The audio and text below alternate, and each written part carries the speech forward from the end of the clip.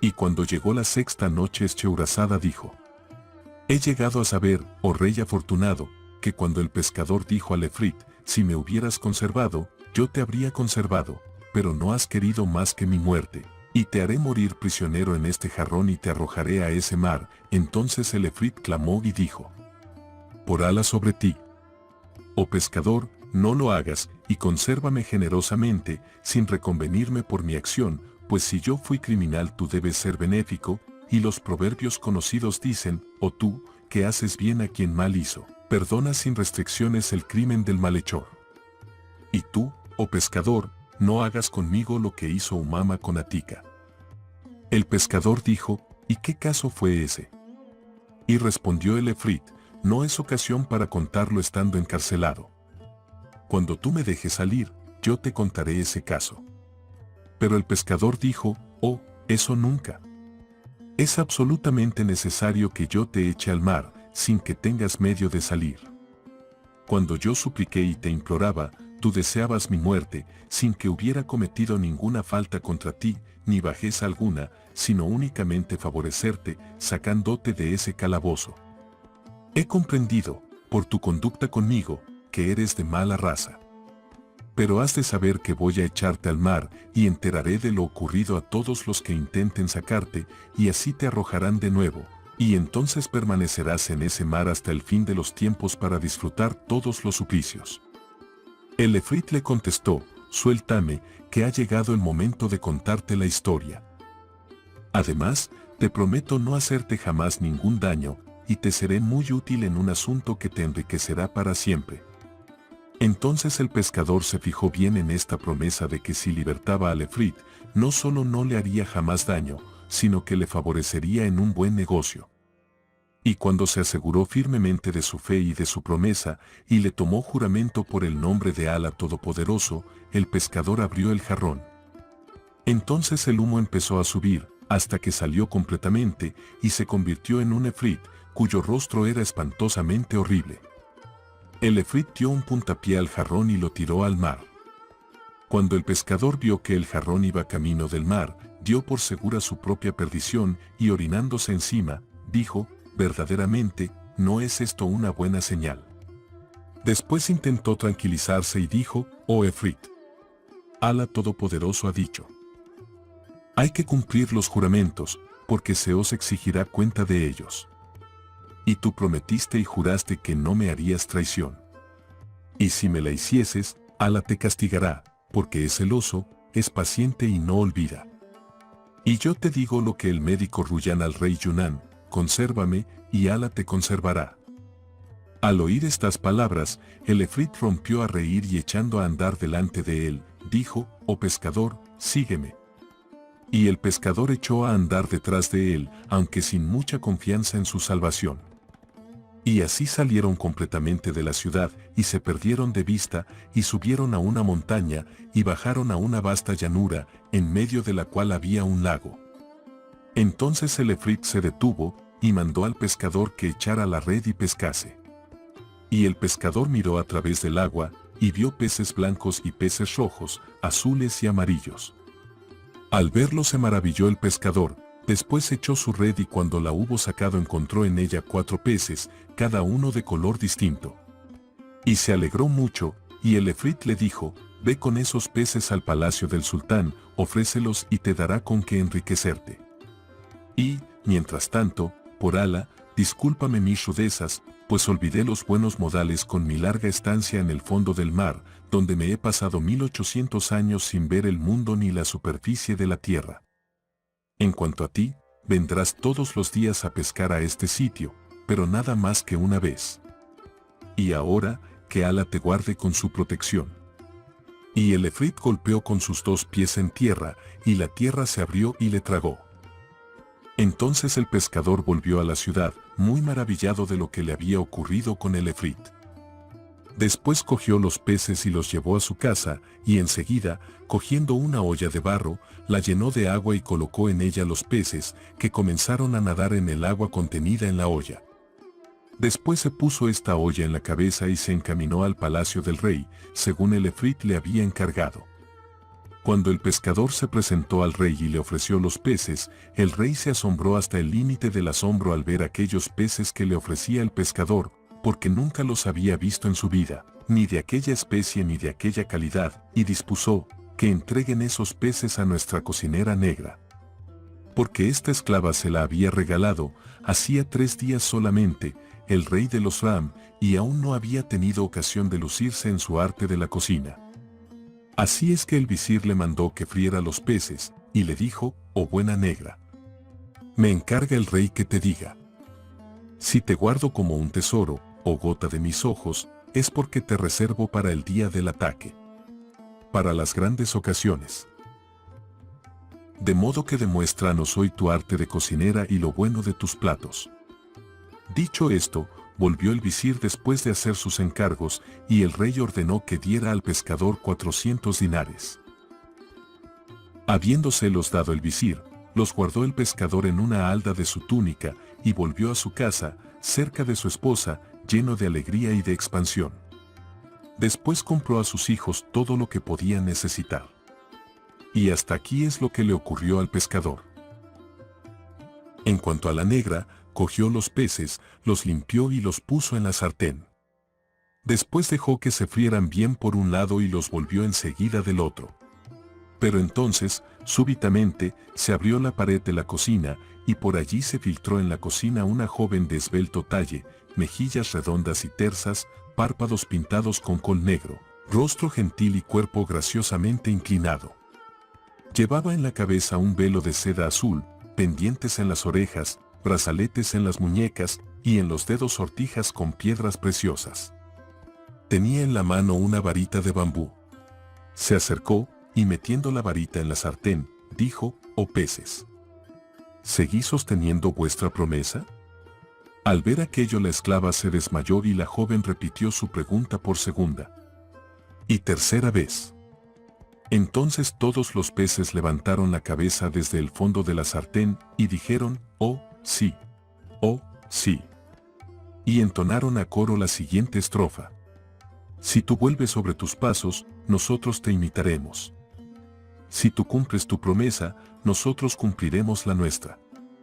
Pero si quisieras escaparte, no hemos de cejar hasta que te declares vencida. Al oír estas palabras, la joven derribó la sartén y salió por el mismo sitio por donde había entrado, y el muro de la cocina se cerró de nuevo. Cuando la esclava volvió de su desmayo, vio que se habían quemado los 4 peces, y estaban negros como el carbón. Y comenzó a decir, pobres pescados. Pobres pescados. Y mientras seguía lamentándose, he aquí que se presentó el visir, asomándose por detrás de su cabeza, y le dijo, llévale los pescados al sultán. Y la esclava se echó a llorar, y le contó al visir la historia de lo que había ocurrido, y el visir se quedó muy maravillado, y dijo, eso es verdaderamente una historia muy rara. Y mandó buscar al pescador, y en cuanto se presentó el pescador, le dijo, es absolutamente indispensable que vuelvas con 4 peces como los que trajiste la primera vez. Y el pescador se dirigió al estanque, echó su red y la sacó conteniendo 4 peces, que cogió y llevó al visir. Y el visir fue a entregárselos a la negra, y le dijo, levántate. Vas a freírlos en mi presencia, para que yo vea qué asunto es este. Y la negra se levantó, preparó los peces y los puso al fuego en la sartén. Y apenas habían pasado unos minutos, hete aquí que se hendió la pared, y apareció la joven vestida siempre con las mismas vestiduras, y llevando siempre la varita en la mano. Metió la varita en la sartén, y dijo, oh peces. Oh pax.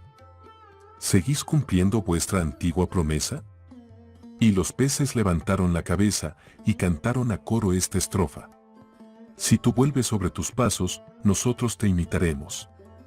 Si tú cumples tu juramento, nosotros cumpliremos el nuestro. Pero si tú reniegas de tus compromisos, gritaremos de tal modo que nos resarciremos. En este momento de su narración, Scheherazada vio aparecer la mañana y se calló discretamente. Pero cuando llegó la 7ª noche ella dijo, he llegado a saber, oh rey afortunado, que cuando los peces empezaron a hablar, la joven volcó la sartén con la varita, y salió por donde había entrado, cerrándose la pared de nuevo. Entonces el visir se levantó y dijo: «Es esta una cosa que verdaderamente no podría ocultar al rey». Después se marchó en busca del rey y le refirió lo que había pasado en su presencia. Y mandó llamar al pescador y le ordenó que volviera con 4 peces iguales a los primeros, para lo cual le dio 3 días de plazo. Pero el pescador enseguida marchó al estanque y trajo inmediatamente los 4 peces. Entonces el rey dispuso que le dieran 400 dinares, y volviéndose hacia el visir, le dijo: «Prepara tú mismo delante de mí esos pescados». Y el visir contestó: «Escucho y obedezco». Y entonces mandó llevar la sartén delante del rey, y se puso a freír los peces, después de haberlos limpiado bien, y en cuanto estuvieron fritos por un lado, los volvió del otro. Y de pronto se abrió la pared de la cocina y salió un negro semejante a un búfalo entre los búfalos, o a un gigante de la tribu de Ad, y llevaba en la mano una rama verde, y dijo con voz clara y terrible: «Oh peces, oh pax, ¿seguís sosteniendo vuestra antigua promesa?». Y los peces levantaron la cabeza desde el fondo de la sartén, y dijeron: «Cierto que sí, cierto que sí». Y declamaron a coro estos versos: «Si tú vuelves hacia atrás, nosotros volveremos. Si tú cumples tu promesa, nosotros cumpliremos la nuestra. Pero si te resistes, gritaremos tanto que acabarás por ceder». Después el negro se acercó a la sartén, la volcó con la rama, y los peces se abrazaron, convirtiéndose en carbón. El negro se fue entonces por el mismo sitio por donde había entrado. Y cuando hubo desaparecido de la vista de todos, dijo el rey: «Es este un asunto sobre el cual, verdaderamente, no podríamos guardar silencio. Además, no hay duda de que estos peces deben tener una historia muy extraña». Y entonces mandó llamar al pescador, y cuando se presentó el pescador le dijo: «¿De dónde proceden estos peces?». El pescador contestó: «De un estanque situado entre 4 colinas, detrás de la montaña que domina tu ciudad». Y el rey, volviéndose hacia el pescador, le dijo: «¿Cuántos días se tarda en llegar a ese sitio?». Y dijo el pescador: «Oh sultán, señor nuestro, basta con media hora». El sultán quedó sorprendidísimo, y mandó a sus soldados que marchasen inmediatamente con el pescador. Y el pescador iba muy contrariado, maldiciendo en secreto al efrit. Y el rey y todos partieron y subieron a una montaña, y bajaron hasta una vasta llanura que en su vida habían visto anteriormente. Y el sultán y los soldados se asombraron de esta extensión desierta, situada entre 4 montañas, y de aquel estanque en que jugaban peces de 4 colores: rojos, blancos, azules y amarillos. Y el rey se detuvo y preguntó a los soldados y a cuantos estaban presentes: ¿Hay alguno de vosotros que haya visto anteriormente ese lago en este lugar? Y todos respondieron: «Oh, no». Y el rey dijo: «Por Alá, no volveré jamás a mi capital ni me sentaré en el trono de mi reino sin averiguar la verdad sobre este lago y los peces que encierra». Y mandó a los soldados que cercaran las montañas. Y los soldados así lo hicieron. Entonces el rey llamó a su visir. Porque este visir era hombre sabio, elocuente, versado en todas las ciencias. Cuando se presentó ante el rey, éste le dijo: «Tengo intención de hacer una cosa y voy a enterarte de ella. Deseo aislarme completamente esta noche y marchar yo solo a descubrir el misterio de este lago y sus peces. Por consiguiente, te quedarás a la puerta de mi tienda y dirás a los emires, visires y chambelanes: el sultán está indispuesto y me ha mandado que no deje pasar a nadie. Y a ninguno revelarás mi intención». De este modo el visir no podía desobedecer. Entonces el rey se disfrazó, y ciñéndose su espada, se escabulló de entre su gente sin que nadie lo viese. Y estuvo andando toda la noche sin detenerse hasta la mañana, en que el calor, demasiado excesivo, le obligó a descansar. Después anduvo durante todo el resto del día y durante la segunda noche hasta la mañana siguiente. Y he aquí que vio a lo lejos una cosa negra, y se alegró de ello y dijo: «Es probable que encuentre allí a alguien que me contará la historia del lago y sus peces». Y al acercarse a esta cosa negra vio que aquello era un palacio enteramente construido con piedras negras, reforzado con grandes chapas de hierro, y que una de las hojas de la puerta estaba abierta y la otra cerrada. Entonces se alegró mucho, y parándose ante la puerta, llamó suavemente, pero como no le contestasen llamó por segunda y por tercera vez. Después, y como seguían sin contestar, llamó por cuarta vez, pero con gran violencia, y nadie contestó tampoco. Entonces se dijo, no hay duda, este palacio está desierto. Y enseguida, tomando ánimos, penetró por la puerta del palacio y llegó a un pasillo, y allí dijo en alta voz, a del palacio: soy un extranjero, un caminante que pide provisiones para continuar su viaje. Después reiteró su demanda por segunda y tercera vez, y como no le contestasen, afirmó su corazón y fortificó su alma, y siguió por aquel corredor hasta el centro del palacio. Y no encontró a nadie.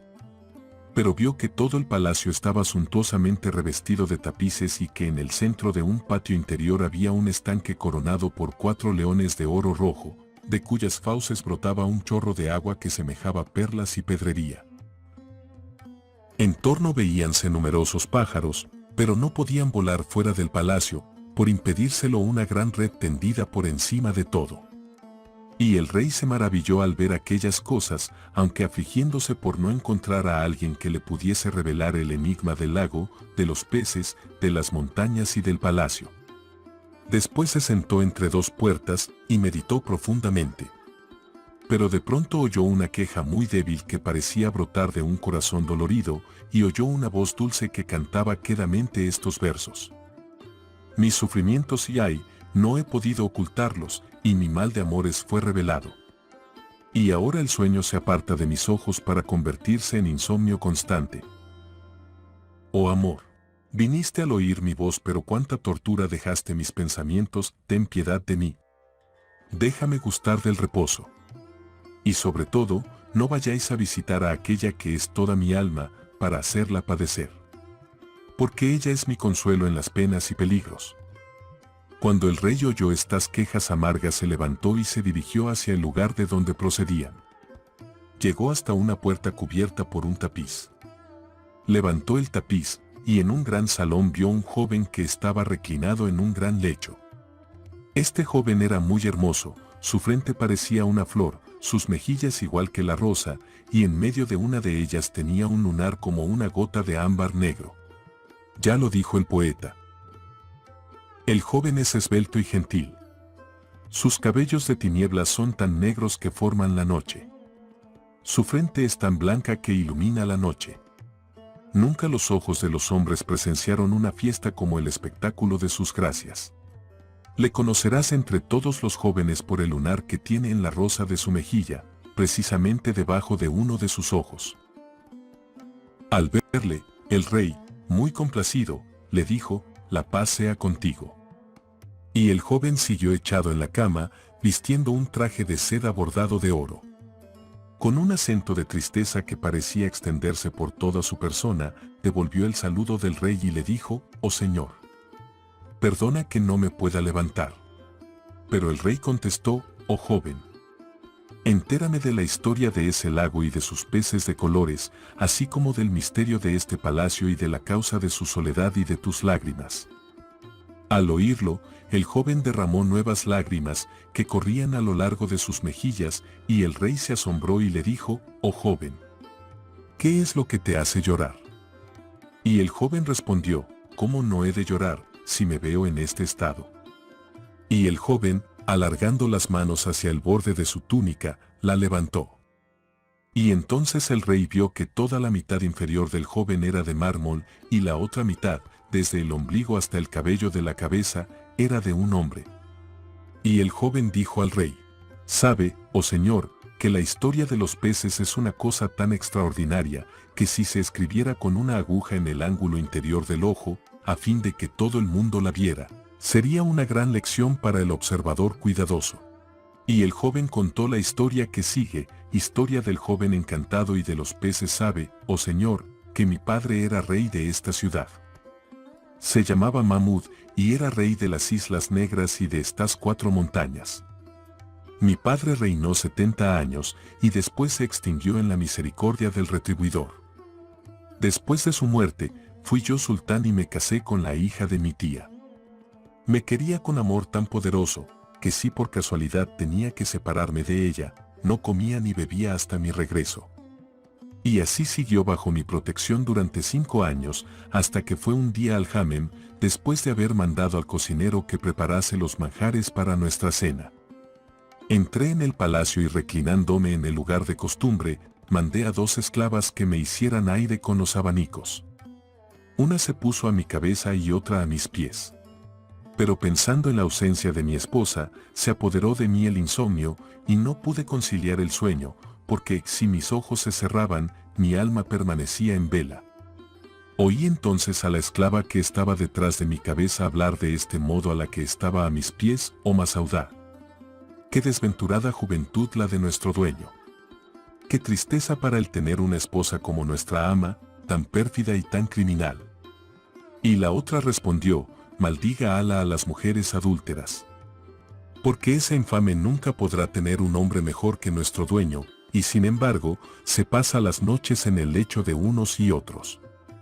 Y la primera esclava dijo, nuestro dueño debe de ser muy impasible cuando no hace caso de las acciones de esa mujer. Y repuso la otra, ¿pero qué dices? ¿Puede sospechar siquiera nuestro amo lo que hace ella? ¿Crees que la dejaría en libertad de obrar así? Has de saber que esa pérfida pone siempre algo en la copa en que bebe nuestro amo todas las noches antes de acostarse. Le echa ban o baní, hachís, marihuana o cualquier droga como el extracto de beleño, y le hace dormir con eso. En tal estado, no puede saber lo que ocurre, ni a dónde va ella, ni lo que hace. Entonces, después de darle a beber el ban, se viste y se va, dejándolo solo, y no vuelve hasta el amanecer. Cuando regresa, le quema una cosa debajo de la nariz para que la huela, y así despierta nuestro amo de su sueño. En el momento que oí, oh Señor, lo que decían las esclavas, se cambió en tinieblas la luz de mis ojos. Y deseaba ardientemente que viniera la noche para encontrarme de nuevo con la hija de mi tío. Por fin volvió del Hammam. Y entonces se puso la mesa, y estuvimos comiendo durante 1 hora, dándonos mutuamente de beber, como de costumbre. Después pedí el vino que solía beber todas las noches antes de acostarme, y ella me acercó la copa. Pero yo me guardé muy bien de beber, y fingí que la llevaba a los labios, como de costumbre, pero la derramé rápidamente por la abertura de mi túnica, y en la misma hora y en el mismo instante me eché en la cama, haciéndome el dormido. Y ella dijo entonces, duerme. Y así no te despiertes nunca más. Por Alá, te detesto. Y detesto hasta tu imagen, y mi alma está harta de tu trato. Después se levantó, se puso su mejor vestido, se perfumó, se ciñó una espada, y abriendo la puerta del palacio se marchó. Enseguida me levanté yo también, y la fui siguiendo hasta que hubo salido del palacio. Y atravesó todos los zocos, y llegó por fin hasta las puertas de la ciudad, que estaban cerradas. Entonces habló a las puertas en un lenguaje que no entendí, y los cerrojos cayeron y las puertas se abrieron, y ella salió. Y yo eché a andar detrás de ella, sin que lo notase, hasta que llegó a unas colinas formadas por los amontonamientos de escombros, y a una torre coronada por una cúpula y construida de ladrillos. Ella entró por la puerta, y yo me subí a lo alto de la cúpula, donde había una terraza, y desde allí me puse a vigilarla. Y he aquí que ella entró en la habitación de un negro muy negro. Este negro era horrible, tenía el labio superior como la tapadera de una marmita y el inferior como la marmita misma, ambos tan colgantes que podían escoger los guijarros entre la arena. Estaba podrido de enfermedades y tendido sobre un montón de cañas de azúcar. Al verle, la hija de mi tío besó la tierra entre sus manos, y él levantó la cabeza hacia ella, y le dijo, «Desdicha sobre ti, ¿cómo has tardado tanto? He convidado a los negros, que se han bebido el vino y se han entrelazado ya con sus queridas. Y yo no he querido beber por causa tuya». Ella contestó, «Oh dueño mío, querido de mi corazón, ¿no sabes que estoy casada con el hijo de mi tío, ¿Qué detesto hasta su imagen y que me horroriza estar con él? Si no fuese por el temor de hacerte daño, hace tiempo que habría derruido toda la ciudad, en la que solo se oiría la voz de la corneja y el mochuelo, y además habría transportado las ruinas al otro lado del Cáucaso. Y contestó el negro: mientes, infame. Juro por el honor y por las cualidades viriles de los negros, y por nuestra infinita superioridad sobre los blancos, que como vuelvas a retrasarte otra vez, a partir de este día, repudiaré tu trato y no pondré mi cuerpo encima del tuyo. Oh pérfida traidora. De seguro que te has retrasado para saciar en otra parte tus deseos de hembra. ¡Qué basura! Eres la más despreciable de las mujeres blancas. Después la cogió debajo de él. Y llegó entre ellos aquello que llegó. Así narraba el príncipe dirigiéndose al rey. Y prosiguió de este modo. Cuando oí toda aquella conversación y vi con mis propios ojos eso que siguió entre ambos, el mundo se convirtió en tinieblas para mí y no supe ni dónde estaba. Enseguida la hija de mi tío rompió a llorar y a lamentarse humildemente entre las manos del negro, y le decía: «Oh, amante mío, orgullo de mi corazón. No tengo a nadie más que a ti. Si me despidieses me moriría. Oh, amor mío. Luz de mis ojos». Y no cesó en su llanto ni en sus súplicas hasta que la hubo perdonado. Entonces, llena de alegría, se levantó, se quitó todos los vestidos, incluso el calzón, y se quedó completamente desnuda. Y dijo después: «Amo mío, ¿tienes con qué alimentar a tu esclava?».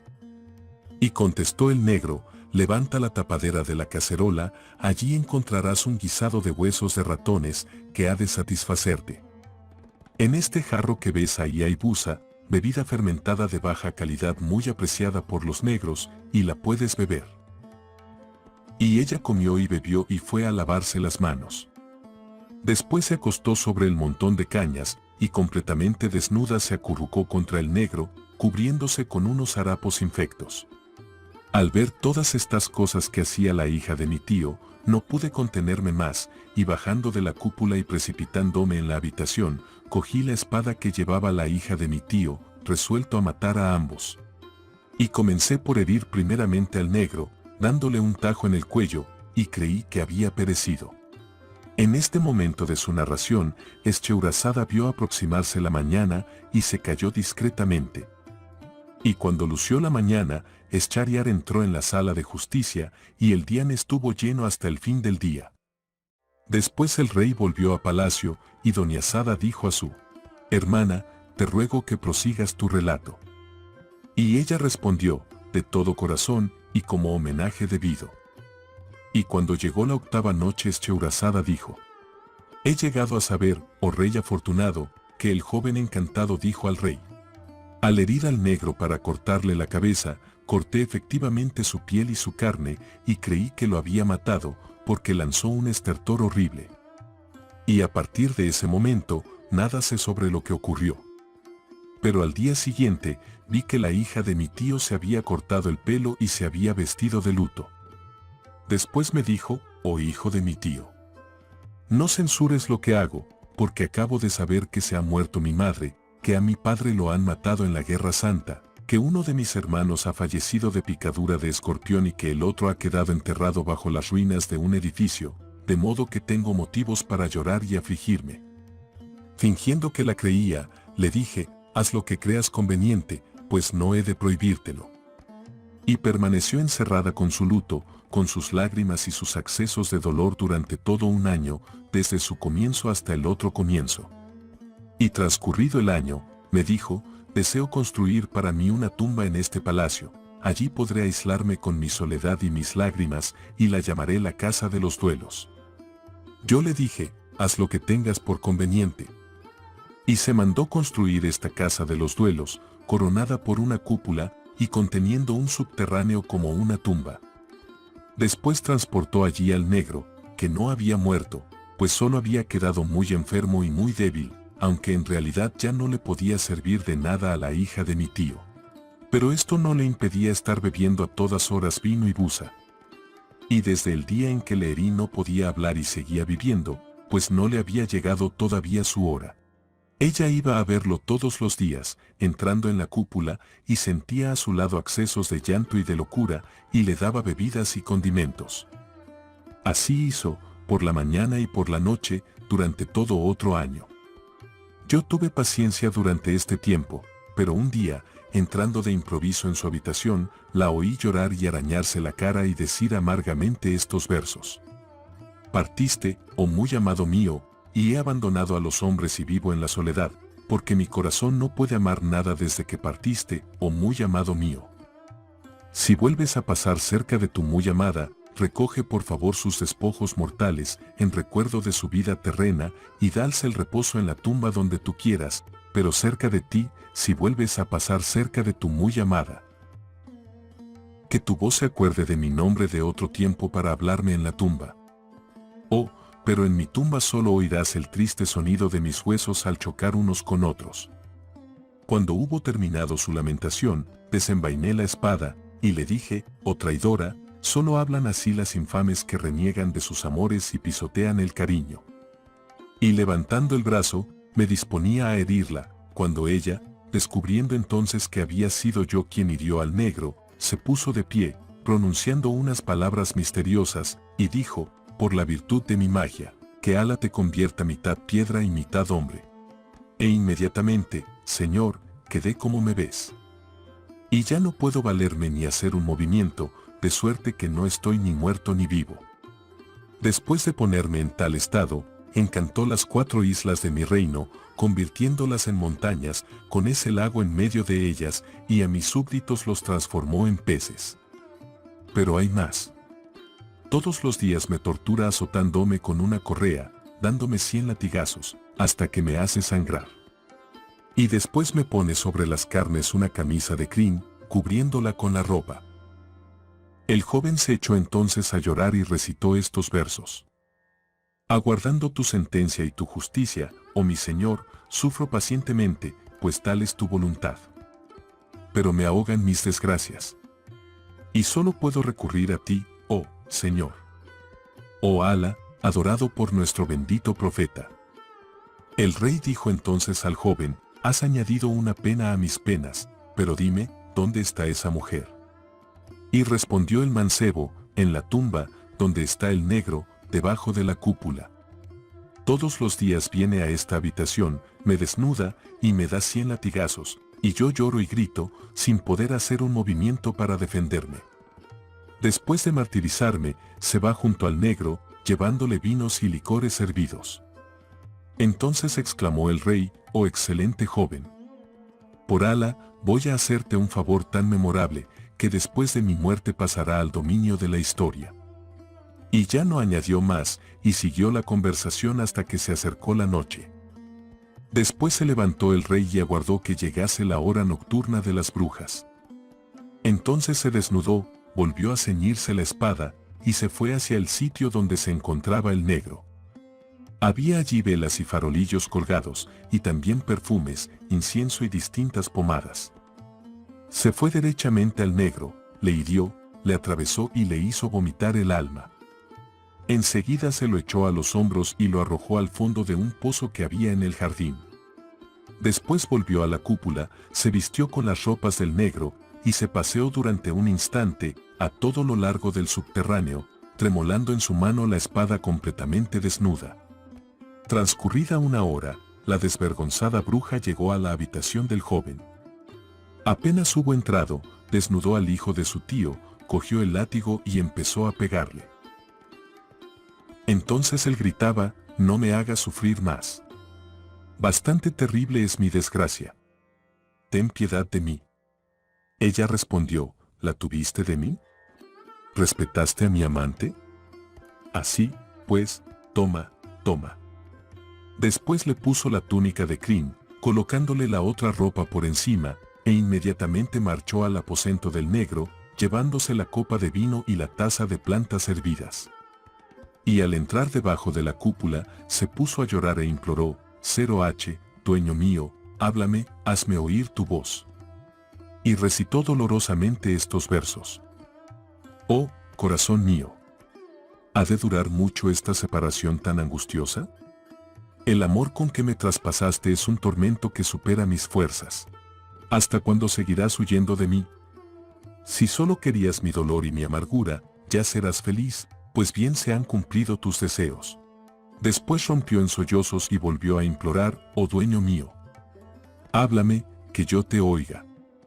Entonces el supuesto negro torció la lengua y empezó a imitar el habla de los negros, no hay fuerza ni poder sin la ayuda de Ala. La bruja, al oír hablar al negro, después de tanto tiempo, dio un grito de júbilo y cayó desvanecida, pero pronto volvió en sí, y dijo, es que mi dueño está curado. Entonces el rey, fingiendo la voz y haciéndola muy débil, dijo, oh miserable libertina. No mereces que te hable. Y ella dijo, ¿pero por qué? Y él contestó, porque siempre estás castigando a tu marido, y él da voces, y esto me quita el sueño toda la noche hasta la mañana. De otro modo ya habría yo recobrado las fuerzas. Eso precisamente me impide contestarte. Y ella dijo, pues ya que tú me lo mandas, lo libraré del estado en que se encuentra. Y él contestó, sí, líbralo y recobraremos la tranquilidad. Y dijo la bruja, escucho y obedezco. Después salió de la cúpula, marchó al palacio, cogió una taza de cobre llena de agua, pronunció unas palabras mágicas, y el agua empezó a hervir, como hierve en la marmita. Entonces echó un poco de esta agua al joven y dijo, por la fuerza de mi conjuro, te mando que salgas de esa forma y recuperes la primitiva. Y el joven se sacudió todo él, se puso de pie, y exclamó muy dichoso al verse libre, no hay más Dios que Ala, y Mohamed es el profeta de Ala. Shon con él la bendición y la paz de Ala. Y ella dijo, vete, y no vuelvas por aquí porque te mataré. Y se lo gritó en la cara. Entonces el joven se fue de entre sus manos. Y he aquí todo lo referente a él. En cuanto a la bruja, volvió enseguida a la cúpula, descendió al subterráneo y dijo, oh dueño mío, levántate, que te vea yo. Y el rey contestó muy débilmente, aún no has hecho nada. Queda otra cosa para que recobre la tranquilidad. No has suprimido la causa principal de mis males. Y ella dijo, oh amado mío, ¿cuál es esa causa principal? Y el rey contestó, esos peces del lago, los habitantes de la antigua ciudad y de las 4 islas, no dejan de sacar la cabeza del agua a medianoche, para lanzar imprecaciones contra ti y contra mí. Y este es el motivo de que no recobre yo las fuerzas. Libértalos, pues. Entonces podrás venir a darme la mano y ayudarme a levantar, porque seguramente habré vuelto a la salud. Cuando la bruja oyó estas palabras, que creía del negro, exclamó muy alegre. Oh, dueño mío, pongo tu voluntad sobre mi cabeza y sobre mis ojos. E invocando el nombre de Bismile, se levantó muy dichosa, echó a correr, llegó al lago, cogió un poco de agua y... En ese momento de la narración, Escheuzada vio aparecer la mañana y se cayó discretamente.